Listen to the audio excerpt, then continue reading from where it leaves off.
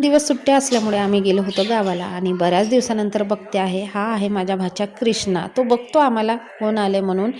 नवीन नवीन मुलं मिक्स होत नाही, थोडा वेळ गेला की मिक्स होतात. आणि आई वगैरे तर बंदरच हाकत होती माझी आई, आम्ही ज्यावेळेस गेलो त्यावेळेस. कारण ना आमच्या गावाकडे बंदराचा इतका हैदोस आहे, इतके परेशान करतात की अख्खा दिवस जातो बंदरांच्या मध्ये. इकडे लावलेले आहेत आईने वाफे, काय काय लावते ती, बटाटे, भाज्या, मिरचीचे झाड, वांग्याचे रोप, म्हणजे घेता येणार नाही, घरच्या घरी भाजीपुरतं तरी निघेल एवढं तरी ती लावतेच लावते.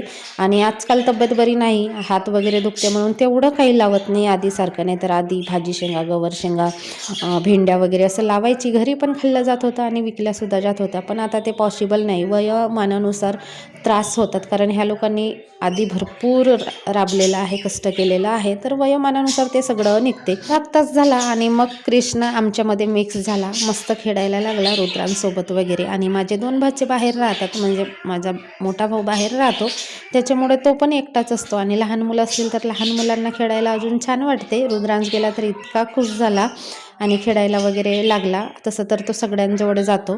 आणि घरचेच वालाचे शेंग तोडले होते भाजी करायला, तर ते मोडून घेतलो आम्ही. आणि इथे बघा कृष्णा एकदम खंडी कॉलमवर चढतो, वर गेला की ओरडतो. तो खरा वर, पण त्याला उतरता येत नाही, मग वरच लटकतो आणि ओरडतो. पण एक तरी माणूस त्याच्या जवळ असतो, कारण त्याला बघायलाच लागतो रस्ता जवळ असल्यामुळे.